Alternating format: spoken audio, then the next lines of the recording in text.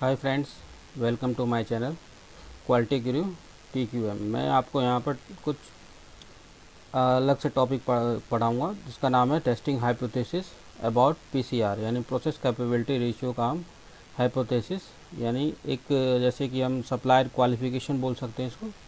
कि जैसे आ जाता है, मान लीजिए कि एक सप्लायर है, उसको कस्टमर ने बोल दिया कि आप प्रूफ कीजिए कि आपकी CP जो है मिनिमम इतनी है या CPK मिनिमम इतना है, तो वो सप्लायर कैसे प्रूफ करेगा उस चीज़ को, हम इसको देख लेते हैं एक बार। ये हाइपोथेसिस होता क्या है, इसको हम एक बार देखते हैं।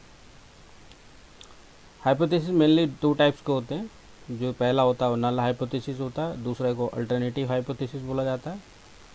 जैसे कि आप देख रहे हैं, ये पहला वाला नल हाइपोथेसिस, दूसरा वाला अल्टरनेटिव हाइपोथेसिस है।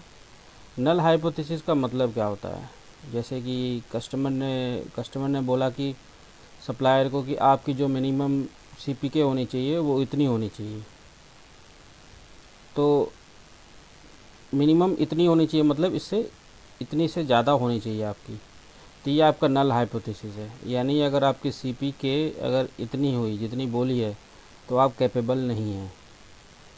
लेकिन अगर आपकी CPK इससे ज़्यादा हुई तो आप कैपेबल हैं, यानी ये आपका नल हाइपोथेसिस है और ये आपका अल्टरनेटिव हाइपोथेसिस है। टेस्टिंग हाइपोथेसिस के बारे में हम इसको डिटेल में पढ़ेंगे। फ़िलहाल हम इसको एक छोटा सा बेसिक अंडरस्टैंडिंग बना लेते हैं। तो अभी हमने जो देखा कि CP जो है मिनिमम क्वालिफ़िकेशन के बराबर है, इसको हमने नल हाइपोथेसिस बोला। तो ये प्रोसेस इज़ नॉट कैपेबल की सिचुएशन है। अगर मान लीजिए नल हाइपोथेसिस ट्रू होता है तो आपकी प्रोसेस कैपेबल नहीं है। अगर आपका नल हाइपोथेसिस रिजेक्ट हो जाता है तो अल्टरनेट हाइपोथेसिस आपका अप्लाई होता है, यानी आपकी प्रोसेस कैपेबल होगी। हम इसको एक एग्जांपल लेके समझेंगे। तो सप्लायर क्वालिफिकेशंस में हम पहला जो हमने देखा था कि एक तो reject the null hypothesis if CP is high with 1 minus alpha probability. जो आपकी जो नल हाइपोथेसिस है, जो पहली वाली, अगर CP अगर मिनिमम रिक्वायरमेंट के बराबर आती है, इससे ज़्यादा नहीं आती है, तो आप इसको रिजेक्ट करोगे with 1 minus alpha probability. Alpha हमने देखा था दोस्तों पिछले वीडियो में कि अल्फ़ा जो एक यहाँ पर एक लेवल ऑफ सिग्निफिकेंस है, यानी एक प्रोड्यूसर रिस्क है। और हमें पता है कि स्टैटिक्स में हम जो है प्रोड्यूसर रिस्क और कंज्यूमर रिस्क दोनों लेके चलते हैं। तो ये अल्फ़ा जो है हमारे पास यहाँ पर ये प्रोड्यूसर रिस्क है।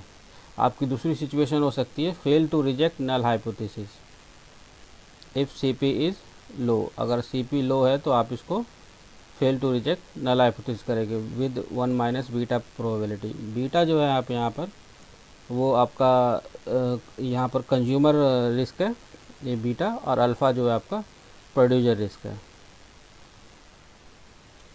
अल्फ़ा को हम जो है टाइप 1 एरर भी बोलते हैं और इसको प्रोड्यूसर रिस्क बोलते हैं। जनरली हम इसको जो है 0.05 और 0.10 बोल सकते हैं। प्रोड्यूसर रिस्क क्या होता है, आपको मैं एक एग्जांपल देता हूँ।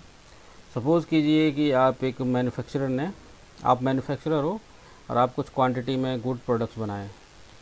गुड प्रोडक्ट जो है किसी वजह से वो जो है रिजेक्ट में चले गए, किसी चांसेस की वजह से कुछ प्रोडक्ट जो है वो रिजेक्ट में चले गए, तो वो आपका प्रोड्यूसर रिस्क है। और टाइप सेकंड एरर यानी बीटा को हम जो है कंज्यूमर रिस्क बोलते हैं। ये भी हम जो है 0.05 और 0.10 के बीच में लेके चलते हैं। कंज्यूमर रिस्क क्या होता है, मान लीजिए मैं कंज्यूमर हूँ और मैंने कुछ प्रोडक्ट लिए और इसके अच्छे के साथ साथ कुछ लॉट ऐसे आ गए जो ख़राब थे। तो जो ख़राब लॉट जो मेरे पास आए हैं तो वो मेरा कंज्यूमर रिस्क है। तो ये मैं जो 0.05 और 0.10 के बीच में लेके चलते हैं। तो ये हमारे पास टाइप 1 एरर और ये टाइप 2 एरर। टाइप 1 एरर को हम जो है लेवल ऑफ सिग्निफिकेंस बोलते हैं। इसको हम अगले वीडियोज़ में देखेंगे जब हम स्टैटिक्स के बारे में पढ़ेंगे, तो इसको हम प्रोड्यूसर रिस्क और कंज्यूमर रिस्क को डिटेल में पढ़ेंगे। अब इसको सप्लायर क्वालिफिकेशन के स्टेप्स को कैसे हम इसको डिटरमाइन करते हैं, स्टेप बाय स्टेप मैं आपको बताता हूँ। स्टेप 1 में हम सबसे पहले सप्लायर ये डिसाइड करता है कि उसकी सीपी जो है कितनी लो है और कितनी हाई हो सकती है। स्टेप 1 में सप्लायर जो है सबसे पहले ये डिसाइड करेगा कि उसकी CP जो है कितनी लो और कितनी हाई हो सकती है। और स्टेप सेकंड में वो उसका रेशियो निकालेगा, यानी सी पी हाई और सी पी लो का रेशियो निकालेगा। इसके बाद स्टेप 3 में वो सी यानी क्रिटिकल सी पी कैलकुलेट करेगा एक टेबल से। मैं टेबल आप थोड़ी देर में आपको दिखाऊंगा। स्टेप 3 में वो सी कैलकुलेट करेगा वो critical C P using the table.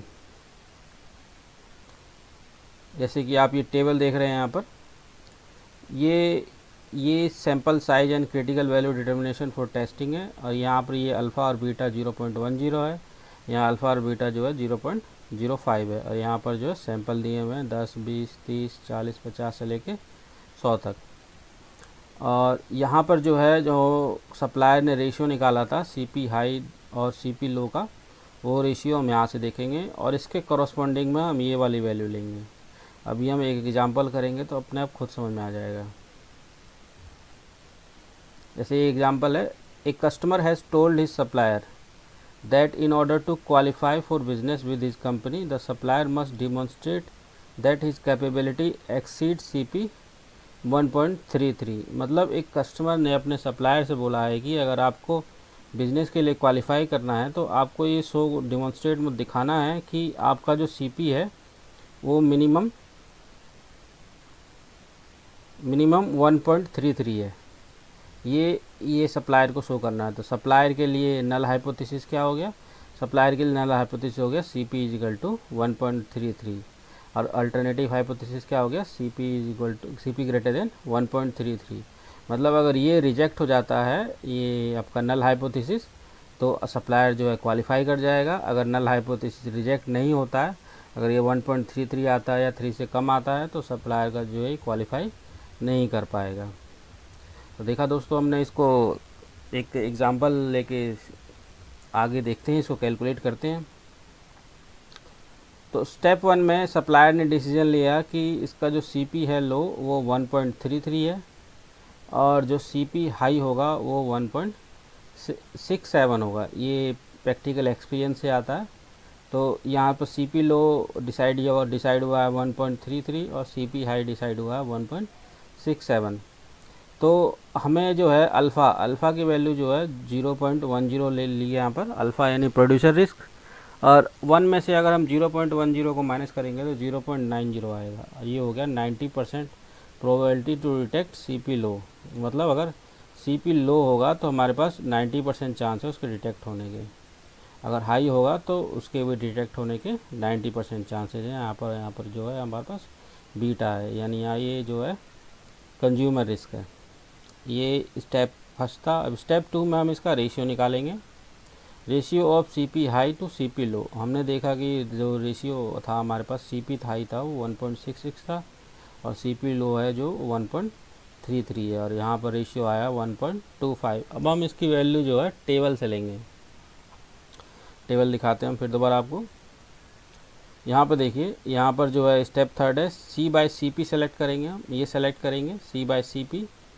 ये अल्फ़ा और बीटा है, ये अल्फ़ा और बीटा है। हमने यहाँ पर 0.05 था, ये तो हमने लिया नहीं था, हमने 0.10 अल्फ़ा और बीटा लिया था। 0.10 लिया था हमने अल्फ़ा और बीटा। तो हम जो है यहाँ पर इसका रेशियो CP और हाई और CP लो का रेशियो जो है 1.25 के कॉरस्पॉन्डिंग हमारे पास नंबर ऑफ सैंपल 70 हो गए, और C/CP लो हो गया 1.10। तो हमने देखा कि यहाँ से CP हाई और CP लो का रेशियो 1.25 है, और इसके कॉरस्पॉन्डिंग में हमारे पास सैंपल जो है 70 हैं, और C/CP लो है जो 1.10। तो यही डेटा हमें उठाना है, 1.10 C/CP लो। तो C/CP लो हो गया हमारे पास 1.10। हमें जो है क्रिटिकल CP निकालना है। यहाँ पर जो है ये नीचे ये इसके साथ मल्टीप्लाई में चला जाएगा। CP लो हमने डिसाइड किया था 1.33, हम इससे मल्टीप्लाई करेंगे तो ये आएगा 1.46, और नंबर ऑफ़ सैंपल्स की वैल्यू है ये हमारे पास 70।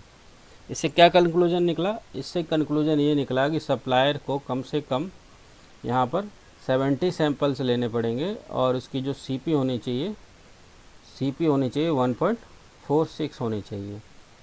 तो यहाँ से ये कंक्लूजन निकला। तो हमारे पास सप्लायर को क्वालिफाई करने के लिए मिनिमम 70 सैंपल लेना होना चाहिए और CP 1.46 होना चाहिए।